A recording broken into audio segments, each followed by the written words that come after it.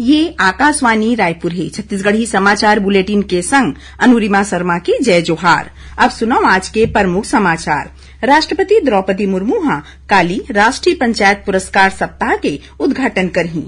प्रोत्साहन बर राष्ट्रीय सम्मेलन में सुघ्घर काम करैया पंचायत मन ला पुरस्कार दिही। जगदलपुर के लालबाग परेड मैदान में आज बस्तर फाइटर्स और नवा आरक्षक मन के परेड समारोह आयोजित करेगीस। एमा बीजापुर, बस्तर और नारायणपुर जिला के नवा बने आरक्षक शामिल हुईन और मुख्यमंत्री के भेंट मुलाकात कार्यक्रम काली रायपुर उत्तर विधानसभा में हुई।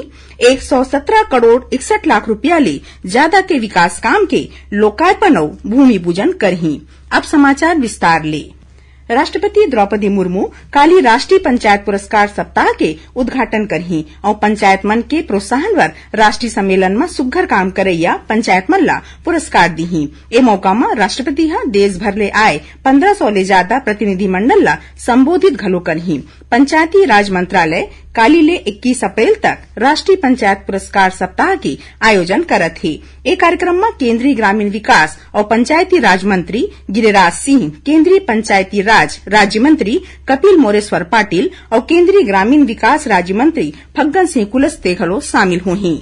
केंद्र सरकार पत्रकार मन के सुरक्षा खातिर एक ठिन मानक संचालन प्रक्रिया तैयार करे के निर्णय ले है। सूत्र मन बताइन कि केंद्रीय गृह मंत्रालय प्रधानमंत्री नरेंद्र मोदी के अगुवाई और गृह मंत्री अमित शाह के मार्गदर्शन में ए मानक संचालन प्रक्रिया ला तैयार करही। अतीक अहमद और ओखर भाई अशरफ के हमलावर मन के पत्रकार रूप में आके हत्या करे के बाद ए निर्णय ले गे है।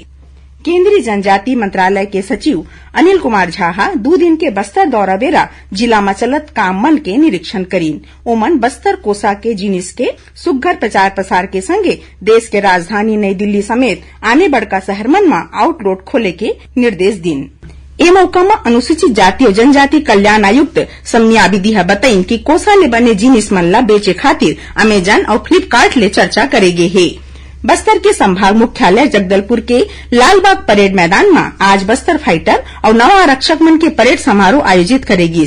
एमा बीजापुर, बस्तर और नारायणपुर जिला के नवा बने आरक्षक शामिल हैं। ए मौका में बस्तर रेंज के पुलिस महानिरीक्षक सुंदर राज पीहा परेड के निरीक्षण करीन और प्रशिक्षण लेवैया मन ला बधाई और शुभकामना दी। उन्हें काली 17 अप्रैल के नारायणपुर स्थित 16वां वाहिनी छत्तीसगढ़ सशस्त्र बल में बस्तर फाइटर्स और 9 आरक्षक मन के संग्रह दीक्षांत परेड राखे जाही। यहाँ बता दें कि बस्तर संभाग के अंदरूनी जगह मन में विकास, सुरक्षा और उन्हें के जवान नोनी और बाबू मन ला मौका दे के उद्देश्य ले राज्य सरकार बस्तर फाइटर्स नाव ले विशेष बल के गठन करे है।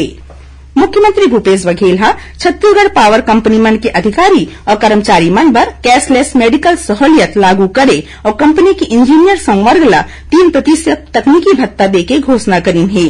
श्री बघेल काली राजधानी रायपुर में रखे गे प्रदेश स्तरीय पावर इंजीनियर्स कॉन्क्लेव 2023 में बोलत ए बात कहीन। ए मौका में ओमन कहीन कि छत्तीसगढ़ जीरो पावर कट प्रदेश हरे और बिजली बिल हाफ योजना ले लोगन मन ला अब्बड़ राहत मिले है। राज्य सरकार डाले बिजली बिल हाफ योजना के माध्यम ले अब तक 42 लाख बौरैया मन ला करीबन 3236 करोड़ रुपया के छूट देगे है। ओमन बताइन कि कोरबा में 1320 मेगावाट के सुपर क्रिटिकल यूनिट की मंजूरी देगे है, जौना प्रदेश ला जीरो पावर कट स्टेट बनाए रखे के सोच एक ठिन बड़का कदम साबित होही। श्री बघेल बताइन कि राज्य में ग्रीन एनर्जी के संभावना पर घलो काम करे जात है। उन्हें प्रदेश में 5 ठिन हाइडल प्लांट लगाए जा सकत है, जेखर ले विद्युत उत्पादन बर थर्मल पावर प्लांट पर निर्भरता कम करे जा सकत है। रायपुर में रखे गए ऑटो एक्सपो अब 18 अप्रैल तक चलही। छत्तीसगढ़ पहले ही ऐसा राज्य हरे जहां ऑटोमोबाइल सेक्टर के अगोरा वाले मांग ला पूरा करत ऑटो एक्सपो में हर तरह के गाड़ी मन के विषय पर रोड टैक्स में 50% के छूट दे जावत है। यहाँ बता दें कि पाछू बछर 24 मार्च ले 14 अप्रैल के दौरान करीबन 800 कार बेचाए रहिस। फिर ए बछर ही बेरा में एक्सपो के सेती 3000 कार बेचाए हवे। छत्तीसगढ़ी समाचार बुलेटिन आप मन आकाशवाणी रायपुर ले सुनत हव। छत्तीसगढ़ के खबर ले है आपकी वास्ता और खबर के विश्वसनीयता ले है हमार वास्ता। आकाशवाणी समाचार रायपुर के प्रादेशिक समाचार बुलेटिन के संगे संग हमार समसामयिक कार्यक्रम आप रेडियो के संग अपन मोबाइल में घलो सुन सकत हो। आकाशवाणी समाचार फेसबुक, ट्विटर और यूट्यूब में घलो हावय। हमार फेसबुक पेज हरे Chhattisgarh news on AIR, Twitter handle CGAIR news और हमार यूट्यूब चैनल हरे छत्तीसगढ़ AIR न्यूज। तो अब रेडियो के संगे संग आपके मोबाइल के माध्यम ले हम आप तक पहुंचत हन। छत्तीसगढ़ के हर खबर पर सुनत रहो आकाशवाणी समाचार। अब आगू बाढ़बो बाँचे समाचार डहार। मुख्यमंत्री भूपेश बघेल के भेंट मुलाकात कार्यक्रम काली रायपुर उत्तर विधानसभा क्षेत्र में राखे गे हे। ए दौरान मुख्यमंत्री 117 करोड़ 61 लाख रुपया ले ज्यादा के कई ठिन विकास काम के लोकार्पण और भूमि पूजन करही। ए मौका में श्री बघेल 10 करोड़ 12 लाख रुपया के लागत वाले 84 ठिन सफाई गाड़ी के लोकार्पण करही। उहे मुख्यमंत्री 500 सीटर बीपीओ सेंटर स्थापित करे बर भूमि पूजन घलो करही। एखर संगे श्री बघेल पंडरी स्थित ऑक्सीजोन में स्थापित शहीद नंद कुमार पटेल की आदमकद मूर्ति के अनावरण करही। आज पुष्टि मार्ग के संस्थापक महाप्रभु वल्लभाचार्य के जयंती हरे। ए मौका में मुख्यमंत्री भूपेश बघेल अपन निवास कार्यालय में उनकर फोटो पर फूल माला पहना के माथ नवाइन। श्री बघेल कहिन कि बैसाख महीना के अंधियारी पाक के एकादशी के दिन श्री वल्लभाचार्य के जन्म छत्तीसगढ़ के चंपारण में होए रहिस, जेखर ले इहाँ ले गहरा नाता बनिस। प्रदेश में अवैया शिक्षा सत्र ले अब ज्यादा ले ज्यादा स्कूल मन में लइका मन सुघ्घर पढ़वैया कार्यक्रम में राखे गे स्तर तक पहुंच सके। एखर बर अंगना में शिक्षा 3.0 के आयोजन करे जाही। स्कूल शिक्षा विभाग ए बारे में सबो जिला शिक्षा अधिकारी, जिला शिक्षा और प्रशिक्षण संस्थान, डाइट के प्राचार्य और समग्र शिक्षा के जिला मिशन समन्वयक मन ला निर्देशित करे हे कि ये कार्यक्रम ला बड़का स्तर में राखे जाए। उहे एमा महतारी मन ला जोड़े खातिर एक्टिव मदर कम्युनिटी के गठन घलो करे जाए। ए काम बर तीर के स्कूल मन के महिला शिक्षिका मन के देखरेख में स्थानीय माई लोगिन जिखर लइका मन प्राइमरी स्कूल में पढ़त हे ओमन ला हर हाल में शामिल करे जाए। इस तरह महतारी मन ला लइका मन के पढ़ाई लिखाई ले जोड़े बर ए बछर 25 अप्रैल के अंगना में शिक्षा मेला यानी पढ़ई तिहार के आयोजन घलो करे जाही और ये तिहार ला हर बछर 25 अप्रैल के राखे जाही।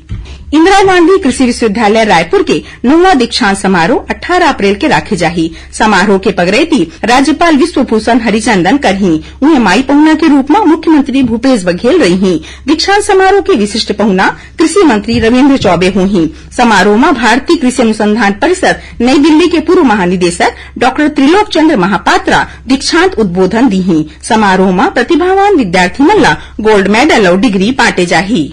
प्रदेश में कोरोना संक्रमण के मामला सल्लग बढ़त हे। पॉजिटिविटी रेट 10.40% हो गए हे। काली प्रदेश भर में हुए 4,328 सैंपल वन के जांच में 450 जिन मनखे कोरोना संक्रमित पाए गिस। रायपुर जिला में सबले ज्यादा 55 जिन मनखे में संक्रमण पाए गए हे। उन्हें कोरोना संक्रमण ले काली रायपुर, राजनांदगांव और बिलासपुर जिला में एक जिन मनखे के मौत हो गए हे।